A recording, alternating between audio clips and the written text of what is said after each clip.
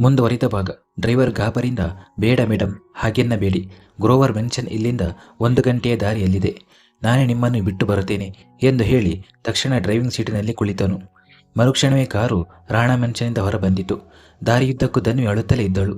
ಅವಳ ಕಣ್ಣೀರು ನಿಲ್ಲುತ್ತಲೇ ಇರಲಿಲ್ಲ. ಅವಳು ಪುಟ್ಟ ಮಗುವಿನಂತೆ ಬಿಕ್ಕಿ ಬಿಕ್ಕಿ ಅಳುತ್ತಿದ್ದಳು. ಧ್ರುವನ ಮಾತುಗಳು ಪದೇ ಪದೇ ನೆನಪಾಗುತ್ತಿದ್ದವು ಮತ್ತು ರೀವಾಳ ಮಾತುಗಳಂತೂ ಅವಳ ಮೆದುಳಿನಲ್ಲಿ ಅಚ್ಚೊತ್ತಿದಂತೆ ಕುಳಿತಿದ್ದವು. ಅವು ಅಲ್ಲಿಂದ ಮರೆಯಾಗಲೇ ಇಲ್ಲ. ಸುಮಾರು 1 ಗಂಟೆಯ ನಂತರ ಅವರು ಗ್ರೋವರ್ ಮೆನ್ಷನ್ ತಲುಪಿದರು. ಧನ್ವಿ ಗಾಡಿಯಿಂದ ಇಳಿದು ಒಳಗಡೆ ಬಂದಳು. ಮನೆಯಲ್ಲಿ ಜ್ಯೋತ್ಸ್ನಾಳನ್ನು ಹೊರತುಪಡಿಸಿ ಬೇರೆ ಯಾರೂ ಇರಲಿಲ್ಲ. ಏಕೆಂದರೆ ಮಿಸ್ಟರ್ ಮತ್ತು ಮಿಸಸ್ ಗ್ರೋವರ್ ಈ ಸಮಯದಲ್ಲಿ ಸ್ವತಃ ರಾಣಾ ಮೆನ್ಷನ್ನಲ್ಲಿದ್ದು ಧನ್ವಿಯನ್ನು ಹುಡುಕುತ್ತಿದ್ದರು. ಅವರಿಗೆ ಧನ್ವಿಯನ್ನು ಭೇಟಿಯಾಗಬೇಕಿತ್ತು. ಧನ್ವಿ ಡ್ಯಾನ್ಸ್ ಮಾಡುವುದನ್ನು ನೋಡಿದಾಗಿನಿಂದಲೂ ಅವರು ಅವಳನ್ನು ಭೇಟಿಯಾಗಲು ಬಯಸಿದ್ದರು. ಆದರೆ ಅವಳು ಅವರಿಗೆ ಎಲ್ಲಿಯೂ ಕಾಣಿಸುತ್ತಿರಲಿಲ್ಲ. ಅತ್ತ ಧನ್ವಿ ಒಳಗೆ ಬರುತ್ತಿದ್ದಂತೆಯೇ ಫೋನ್ನಲ್ಲಿ ನಗುತ್ತಿದ್ದ ಜ್ಯೋತ್ಸ್ನಾ ಸಂಪೂರ್ಣವಾಗಿ ಆಶ್ಚರ್ಯಚಕಿತಳಾದಳು. ಅವಳು ತಕ್ಷಣ ತನ್ನ ಜಾಗದಿಂದ ಎದ್ದು ಧನ್ವಿಯ ಬಳಿಗೆ ಬಂದು, ಅಕ್ಕ, ನೀವಿಲ್ಲಿ ಏನು ಮಾಡುತ್ತಿದ್ದೀರಿ? ಇಂದು ರಾಣಾ ಮೆನ್ಷನ್ನಲ್ಲಿ ಪಾರ್ಟಿ ಇತ್ತಲ್ಲವೇ? ನೀವು ಅಲ್ಲಿರಬೇಕಿತ್ತಲ್ಲ. ನೀವಿಲ್ಲಿಗೆ ಹೇಗೆ ಬಂದಿರಿ ಅಕ್ಕ ಎಂದು ಕೇಳುತ್ತಾ ಧನ್ವಿಯ ಮುಖವನ್ನು ಸೂಕ್ಷ್ಮವಾಗಿ ಗಮನಿಸಿದಳು. ಧನ್ವಿಯ ಕಣ್ಣುಗಳು ಕಣ್ಣೀರಿನಿಂದ ತುಂಬಿದ್ದವು. ಆದರೆ ಜ್ಯೋತ್ಸ್ನಾಳನ್ನು ನೋಡಿದ ಕೂಡಲೇ ಅವಳು ತನ್ನ ಕಣ್ಣೀರನ್ನು ಒರೆಸಿಕೊಂಡು, ನನಗೆ ತಲೆನೋವು ಇದೆ, ನಾನು ಮಲಗಲು ನನ್ನ ಕೋಣೆಗೆ ಹೋಗುತ್ತಿದ್ದೇನೆ. ಅಮ್ಮ ಮತ್ತು ಅಪ್ಪ ಬಂದರೆ ಅವರಿಗೆ ನಾನು ನನ್ನ ರೂಮಿನಲ್ಲಿ ಇರುವುದಾಗಿ ತಿಳಿಸು. ನನಗೆ ಏನೂ ತಿನ್ನಲು ಬೇಡ, ಕೇವಲ ನಿದ್ರೆ ಮಾಡಬೇಕು ಮತ್ತು ನನ್ನನ್ನು ಯಾರೂ ತೊಂದರೆಪಡಿಸಬೇಡಿ ಎಂದು ಹೇಳಿ ತನ್ನ ಕೋಣೆಯತ್ತ ಹೆಜ್ಜೆ ಹಾಕಿದಳು. ಜ್ಯೋತ್ಸ್ನಾ ಅವಳನ್ನು ತಡೆಯುತ್ತಾ, ಆದರೆ ಅಕ್ಕ, ಇದೆಲ್ಲ ಹೇಗೆ?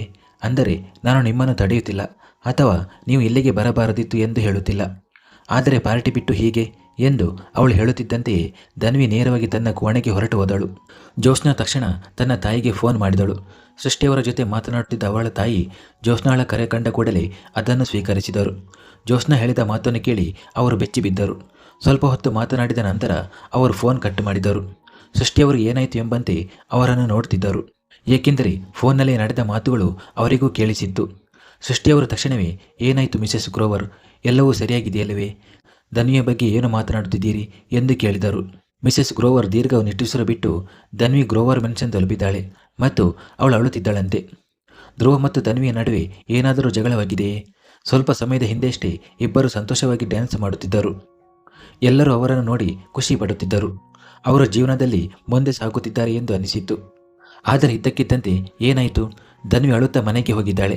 ನನ್ನ ಮಗಳು ಮನೆಗೆ ಬಂದಿದ್ದಕ್ಕೆ ನನಗೆ ಬೇಸರವಿಲ್ಲ, ಆದರೆ ಅವಳು ಸಂತೋಷವಾಗಿ ಬರಬೇಕಿತ್ತು. ಅವಳ ಕಣ್ಣಲ್ಲಿ ನೀರು ನೋಡಿ ಎನ್ನುತ್ತಾ ಅವರು ಸುಮ್ಮನಾದರು.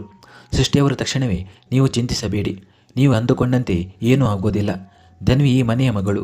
ಅವಳ ಕಣ್ಣಲ್ಲಿ ನೀರು ಬರದಂತೆ ನೋಡಿಕೊಳ್ಳುವುದು ನನ್ನ ಜವಾಬ್ದಾರಿ. ಇಂದು ರಾತ್ರಿ ಅವಳು ಅಲ್ಲೇ ಇರಲಿ. ನಾನು ಧ್ರುವನ ಜೊತೆ ಮಾತನಾಡುತ್ತೇನೆ. ಅವರ ನಡುವೆ ಜಗಳವಾಗಿದ್ದರೆ ನಾವೆಲ್ಲರೂ ಕುಳಿತು ಬಗೆಹರಿಸೋಣ. ಅವರು ಎಂದಿಗೂ ಬೇರೆಯಾಗುವುದಿಲ್ಲ ಎಂದು ಹೇಳುತ್ತಾ ಮಿಸೆಸ್ ಗ್ರೋವರ್ ಅವರ ಕೈ ಹಿಡಿದು ಸಮಾಧಾನಪಡಿಸಿದರು. ಮಿಸೆಸ್ ಗ್ರೋವರ್ ಈಗ ಸ್ವಲ್ಪ ಶಾಂತರಾದರು. ಅವರು ತಕ್ಷಣ ಮಿಸ್ಟರ್ ಗ್ರೋವರ್ ಬಳಿ ಹೋಗಿ ಧನ್ವಿಯ ಬಗ್ಗೆ ತಿಳಿಸಿದರು. ಇದರಿಂದ ಅವರು ಬೇಗನೆ ಗ್ರೋವರ್ ಮೆನ್ಷನ್ಗೆ ವಾಪಸ್ ಹೋಗಲು ಸಾಧ್ಯವಾಯಿತು. ಇತ್ತ ಸೃಷ್ಟಿಯವರ ಮುಖ ಕೋಪದಿಂದ ಕೆಂಪಾಗಿತ್ತು. ಅವರು ತಕ್ಷಣ ಧ್ರುವನ ಕೋಣೆಯತ್ತ ಹೆಜ್ಜೆ ಹಾಕಿದರು. ಧ್ರುವ ಆ ಸಮಯದಲ್ಲಿ ಸೋಫಾದ ಮೇಲೆ ಕುಳಿತು ಡ್ರಿಂಕ್ ಮಾಡುತ್ತಿದ್ದನು. ಬಾಗಿಲು ತಟ್ಟಿದ ತಕ್ಷಣ ಅವನು ಬಾಟಲಿಯನ್ನು ಮರೆಮಾಚಿ ರಿಮೋಟ್ ಮೂಲಕ ಬಾಗಿಲು ತೆರೆದನು. ಮರುಕ್ಷಣವೇ ಸೃಷ್ಟಿಯವರು ಕೋಪದಿಂದ ಒಳಗೆ ಬಂದು, ನೀನು ಧನ್ವಿಗೆ ಏನು ಹೇಳಿದೆ ಎಂದು ಕೇಳಿದರು. ಧ್ರುವ ಕೋಪದಿಂದ ಅವರನ್ನು ನೋಡಿ, ನನಗೆ ಅರ್ಥವಾಗುತ್ತಿಲ್ಲ. ನೀವು ನನ್ನ ಮದುವೆಯನ್ನು ಯಾರ ಜೊತೆ ಮಾಡಿದ್ದೀರಿ? 4 ವರ್ಷದ ಮಗುವಿನ ಜೊತೆಯೇ? ಮೊದಲು ನನ್ನ ಜೊತೆ ಕಿರಿಕಿ ಮಾಡಿಕೊಳ್ಳುತ್ತಾಳೆ, ನಂತರ ಮಗುವಿನಂತೆ ನಿಮಗೆ ದೂರು ನೀಡುತ್ತಾಳೆ. ನಾನು ಆ ಹುಡುಗಿಯಿಂದ ಬೇಸತ್ತು ಹೋಗಿದ್ದೇನೆ ಮಾಮ್. ನಾನು ಅವಳನ್ನು ಸಹಿಸಿಕೊಳ್ಳುತ್ತಿದ್ದೇನೆ ಎಂದು ಹೇಳುವಷ್ಟರಲ್ಲಿ ಸೃಷ್ಟಿಯವರು ತಡೆದರು. ಆದರೆ ಈಗ ನೀನು ಅವಳನ್ನು ಸಹಿಸಿಕೊಳ್ಳುವ ಅಗತ್ಯವಿಲ್ಲ ಧ್ರುವ, ಏಕೆಂದರೆ ಈ ಬಾರಿ ಅವಳು ನನಗೆ ದೂರು ನೀಡಿಲ್ಲ. ಅವಳು ಪಾಪ ಎಂದು ದೂರು ನೀಡುತ್ತಿರಲಿಲ್ಲ. ನನಗೆ ನನ್ನ ಜೀವನದ ಯಾವುದೇ ನಿರ್ಧಾರದ ಬಗ್ಗೆ ಇದುವರೆಗೆ ಪಶ್ಚಾತ್ತಾಪವಾಗಿಲ್ಲ. ಆದರೆ ಇಂದು ಧನ್ವಿಯ ಮದುವೆಯನ್ನು ನಿನ್ನೊಂದಿಗೆ ಮಾಡಿದ್ದಕ್ಕೆ ಪಶ್ಚಾತ್ತಾಪವಾಗುತ್ತಿದೆ. ಅವಳು ಮನೆ ಬಿಟ್ಟು ಹೋಗಿದ್ದಾಳೆ ಧ್ರುವ. ಅವಳು ರಾಣಾ ಮೆನ್ಷನ್ನಲ್ಲಿ ಇಲ್ಲ, ಗ್ರೋವರ್ ಮೆನ್ಷನ್ಗೆ ಹೋಗಿದ್ದಾಳೆ. ನಿನ್ನ ಕೋಪ, ನಿನ್ನ ಅಹಂಕಾರ ಮತ್ತು ನಿನ್ನ ಮಾತು ನಿನಗೆ ಮುಬಾರಕ್. ಈ ಬಚ್ಚಿಟ್ಟಿರುವ ಮದ್ಯದ ಬಾಟಲಿ ಇದೆಯಲ್ಲ, ಈಗ ಆರಾಮವಾಗಿ ಕುಳಿತು ಮದ್ಯಪಾನ ಮಾಡು. ನಿನಗೆ ಇಷ್ಟ ಬಂದದ್ದನ್ನು ಮಾಡು, ಆದರೆ ನನ್ನ ಜೊತೆ ಮಾತ್ರ ಮಾತನಾಡಬೇಡ ಎಂದು ಹೇಳಿ ಸೃಷ್ಟಿಯವರು ಅಲ್ಲಿಂದ ಹೊರಟು ಹೋದರು. ಈಗ ಧ್ರುವನ ಮುಖ ಕೋಪದಿಂದ ಮತ್ತಷ್ಟು ಕೆಂಪಾಯಿತು. ಧನ್ವಿ ಮನೆ ಬಿಟ್ಟು ಗ್ರೋವರ್ ಮೆನ್ಷನ್ಗೆ ಹೋಗಿರುವುದು ಅವನಿಗೆ ಅರಗಿಸಿಕೊಳ್ಳಲು ಸಾಧ್ಯವಾಗಲಿಲ್ಲ. ಅವನು ಹಲ್ಲು ಕಡಿಯುತ್ತಾ, ನನ್ನನ್ನು ಬಿಟ್ಟು ಹೋಗಲು ನಿನಗೆ ಎಷ್ಟು ಧೈರ್ಯ ಧನ್ವಿ? ಏನು ಯೋಚಿಸಿ ನೀನು ಇದನ್ನು ಮಾಡಿದ್ದೆ? ನಾನು ನಿನ್ನನ್ನು ಸುಮ್ಮನೆ ಬಿಡುವುದಿಲ್ಲ ಎಂದು ಕೋಪದಿಂದ ನಡುಗುತ್ತಾ ತನ್ನ ಫೋನ್ ತೆಗೆದು ಅವಳಿಗೆ ಕಾಲ್ ಮಾಡಿದನು. ಇನ್ನೊಂದೆಡೆ ಧನ್ವಿ ಹಾಸಿಗೆಯ ಮೇಲೆ ಮಲಗಿದ್ದಳು. ಅವಳ ಕಣ್ಣುಗಳು ಮುಚ್ಚಿದ್ದವು. ಅಳುತ್ತಾ ಅಳುತ್ತಾ ಕಣ್ಣು ನೋವಾಗಿದ್ದರಿಂದ ಅವಳು ಗಾಢ ನಿದ್ರೆಯಲ್ಲಿದ್ದಳು. ಪಕ್ಕದಲ್ಲಿದ್ದ ಫೋನ್ ಸತತವಾಗಿ ವೈಬ್ರೇಟ್ ಆಗುತ್ತಿತ್ತು. ಆದರೆ ನಿದ್ರೆಯಲ್ಲಿದ್ದ ಅವಳಿಗೆ ತಿಳಿಯಲಿಲ್ಲ. ಧ್ರುವ 5-6 ಬಾರಿ ಕಾಲ್ ಮಾಡಿದರೂ ಧನ್ವಿ ಫೋನ್ ಎತ್ತದಿದ್ದಾಗ ಅವನ ಸಿಟ್ಟಿನಿಂದ ತನ್ನ ಫೋನನ್ನು ಗೋಡೆಗೆ ಹೊಡೆದು ಪುಡಿ ಮಾಡಿದನು. ನನ್ನ ಫೋನ್ ಎತ್ತದಷ್ಟು ಧೈರ್ಯವೇ ನಿನಗೆ? ನೀನು ಮನೆ ಬಿಟ್ಟು ಹೋದರೆ ನಾನು ನಿನ್ನನ್ನು ಮನವೊಲಿಸಲು ನಿನ್ನ ಹಿಂದೆ ಬರುತ್ತೇನೆ ಎಂದುಕೊಂಡಿದ್ದೀಯಾ ಎಂದು ಕೂಗಾಡಿದನು. ನಿನ್ನನ್ನು ನಾನು ಎಂದಿಗೂ ಬೇಡುವುದಿಲ್ಲ, ಖಂಡಿತವಾಗಿಯೂ ಇಲ್ಲ. ನನಗೆ ನಿನ್ನ ಅವಶ್ಯಕತೆ ಇಲ್ಲ. ಇನ್ನು ಅಮ್ಮನ ವಿಚಾರಕ್ಕೆ ಬಂದರೆ ಇಂದು ಅವರು ಕೋಪದಲ್ಲಿದ್ದಾರೆ. ಆದರೆ ಅವರು ನನ್ನ ತಾಯಿ ಅಲ್ವೇ? ನನ್ನನ್ನು ಬಿಟ್ಟು ಅವರು ಎಲ್ಲಿ ಇರಲು ಸಾಧ್ಯ? ನಿನ್ನ ಕಾರಣದಿಂದ ಅಮ್ಮ ನನ್ನಿಂದ ಶಾಶ್ವತವಾಗಿ ದೂರವಾಗುತ್ತಾರೆ ಎಂದು ನೀನು ಅಂದುಕೊಳ್ಳಬೇಡ ಎಂದು ಧ್ರುವ ಕೋಪದಿಂದ ತನ್ನ ಮುಷ್ಟಿಗಳನ್ನು ಬಿಗಿಗೊಳಿಸಿದನು. ಅವನು ತಕ್ಷಣವೇ ಅಡಗಿಸಿಟ್ಟಿದ್ದ ಮದ್ಯದ ಬಾಟಲಿಯನ್ನು ಹೊರತೆಗೆದು ಒಂದೇ ಉಸಿರಿಗೆ ಕುಡಿದು ಮುಗಿಸಿದನು. ಈಗ ಅವನು ಅಮಲಿನಲ್ಲಿ ಸಂಪೂರ್ಣವಾಗಿ ತೂರಾಡುತ್ತಿದ್ದನು. ಇತ್ತ ಗ್ರೋವರ್ ಮೆನ್ಷನ್ನಲ್ಲಿ ಧನ್ವಿಯ ತಂದೆ ತಾಯಿ ಮನೆಗೆ ತಲುಪಿದ ಕೂಡಲೇ ಅವಳ ಕೋಣೆಯತ್ತ ಧಾವಿಸಿದರು. ದಾರಿಯಲ್ಲಿ ಜೋಷ್ನಾ ಅವರನ್ನು ತಡೆದು, ಆದರೆ ಅಮ್ಮ, ಧನ್ವಿಯ ಅಕ್ಕ ತನ್ನನ್ನು ಯಾರೂ ತೊಂದರೆಪಡಿಸಬೇಡಿ ಎಂದು ಹೇಳಿದ್ದಾರೆ ಎಂದಳು.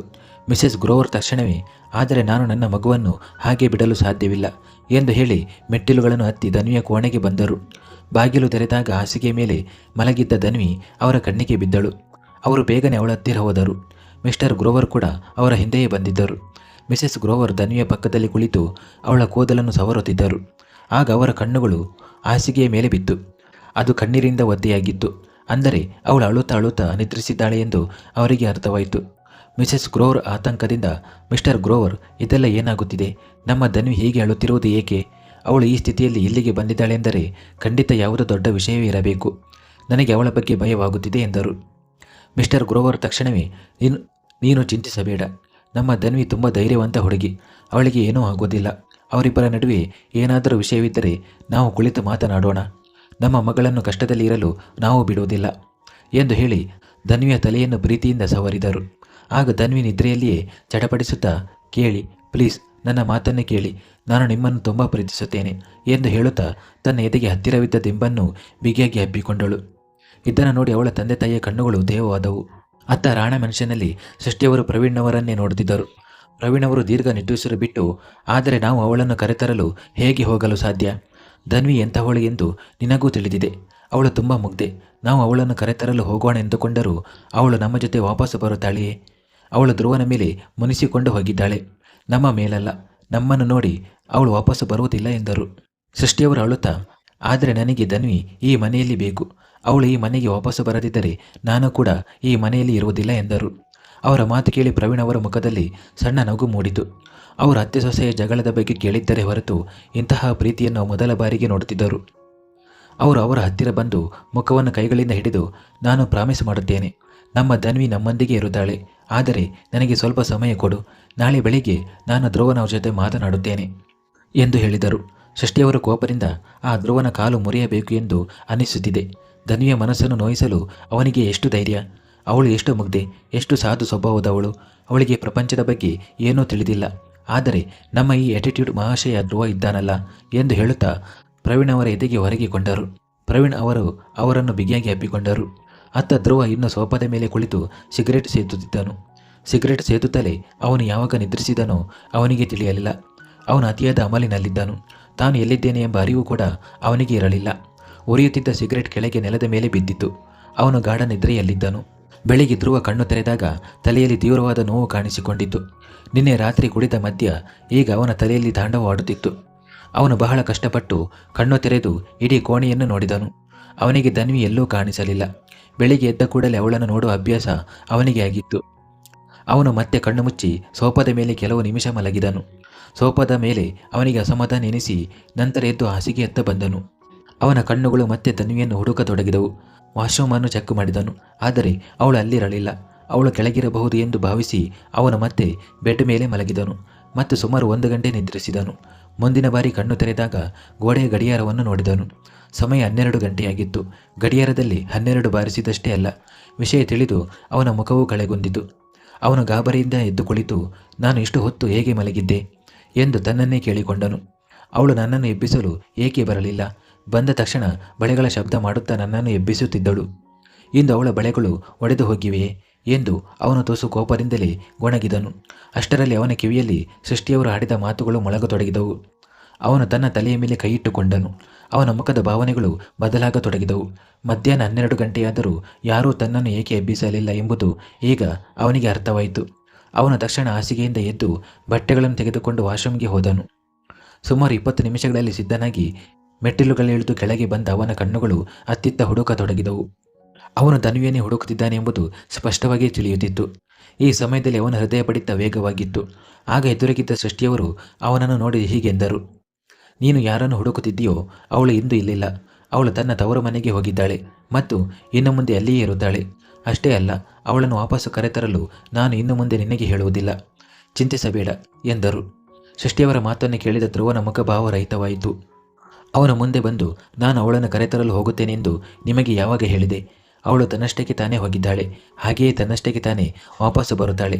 ಬರಬೇಕೆಂದಿದ್ದರೆ ಬರುತ್ತಾಳೆ, ಇಲ್ಲದಿದ್ದರೆ ಅವಳ ಇಷ್ಟ. ಧ್ರುವ ರಾಣ ಯಾರನ್ನು ಬಲವಂತ ಮಾಡುವುದಿಲ್ಲ ಎಂದು ಹೇಳಿ ತಕ್ಷಣ ಅಲ್ಲಿಂದ ಹೊರಟು ಹೋದನು. ಸೃಷ್ಟಿಯವರು ಕೋಪದಿಂದ ಅವನನ್ನೇ ನೋಡುತ್ತಿದ್ದರು. ಧ್ರುವ ತನ್ನ ಕ್ಯಾಬಿನ್ನಲ್ಲಿ ಕುಳಿತು ಲ್ಯಾಪ್ಟಾಪ್ನಲ್ಲಿ ಕೆಲಸ ಮಾಡುತ್ತಿದ್ದನು. ಆದರೆ ಅವನ ಗಮನ ಕೆಲಸದ ಮೇಲೆ ಇರಲಿಲ್ಲ. ಅವನು ಮಾಡಲು ಹೊರಟ ಕೆಲಸ ಒಂದಾದರೆ ಆಗುತ್ತಿರುವುದು ಮತ್ತೊಂದಾಗಿತ್ತು. ಕೊನೆಗೆ ಬೇಸತ್ತು ಅವನು ಲ್ಯಾಪ್ಟಾಪನ್ನು ಮುಚ್ಚಿ ತನ್ನ ಅಸಿಸ್ಟೆಂಟನ್ನು ಕರೆದನು. ಅಸಿಸ್ಟೆಂಟ್ ಒಳಗೆ ಬಂದ ತಕ್ಷಣ ಧ್ರುವ ಮೀಟಿಂಗ್ ಎಷ್ಟು ಗಂಟೆಗೆ ಇದೆ ಎಂದು ಕೇಳಿದನು.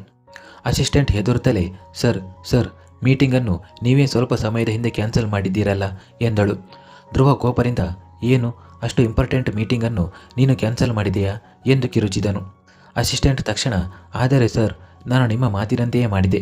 ಆ ಮೀಟಿಂಗ್ ತುಂಬ ಮುಖ್ಯ ಎಂದು ನನಗೆ ತಿಳಿದಿತ್ತು. ಹಾಗಾಗಿಯೇ ನಾನು ನಿಮ್ಮನ್ನು 2 ಬಾರಿ ಕೇಳಿದ್ದೆ. ಆದರೆ ನೀವು ಹೇಳಿದ್ದನ್ನು ಸುಮ್ಮನೆ ಮಾಡು, ಇಲ್ಲದಿದ್ದರೆ ಕೆಲಸದಿಂದ ತೆಗೆದು ಹಾಕುವುದಾಗಿ ಹೇಳಿದ್ದೀರಿ. ಹಾಗಾಗಿ ನಾನು ಮೀಟಿಂಗ್ ಕ್ಯಾನ್ಸಲ್ ಮಾಡಿದೆ ಎಂದಳು. ಧ್ರುವ ಹಲ್ಲು ಕಡಿಯುತ್ತಾ, ನಾನು ಹಗಲನ್ನು ರಾತ್ರಿ ಎಂದು ಹೇಳಿದರೆ ನೀನು ಮಾಡುತ್ತೀಯಾ? ನಿನಗೆ ಅಷ್ಟು ಯೋಗ್ಯತೆ ಇದೆಯೇ ಎಂದನು. ಅವಳೀಗ ತಲೆ ತಗ್ಗಿಸಿ ನಿಂತಳು. ಧ್ರುವ ದೀರ್ಘ ನಿಟ್ಟುಸಿರು ಬಿಟ್ಟು ಸೀಟಿನ ಮೇಲೆ ತಲೆ ಒರಗಿಸಿ, ಎಲ್ಲಿಂದ ತೊಲಗು ಎಂದನು. ಅಸಿಸ್ಟೆಂಟ್ ಅವನನ್ನೇ ನೋಡುತ್ತಿದ್ದಳು, ಆದರೆ ಅಲ್ಲಿಂದ ಕದಲಲಿಲ್ಲ. ಈಗ ಅವಳಿಗೆ ಭಯವಾಗಿತ್ತು. ಅವನ ಮಾತನ್ನು ಕೇಳಬೇಕೋ ಬೇಡವೋ? ಒಂದು ವೇಳೆ ಅವಳು ಅಲ್ಲಿಂದ ಹೋದರೆ ನಂತರ ಧ್ರುವ ತನ್ನ ಮಾತನ್ನು ಕೇಳಿ ಏಕೆ ಹೋದೆ ಎಂದು ಮತ್ತೆ ಕೋಪ ಮಾಡಿಕೊಳ್ಳಬಹುದು ಎಂಬ ಆತಂಕ ಅವಳದಾಗಿತ್ತು.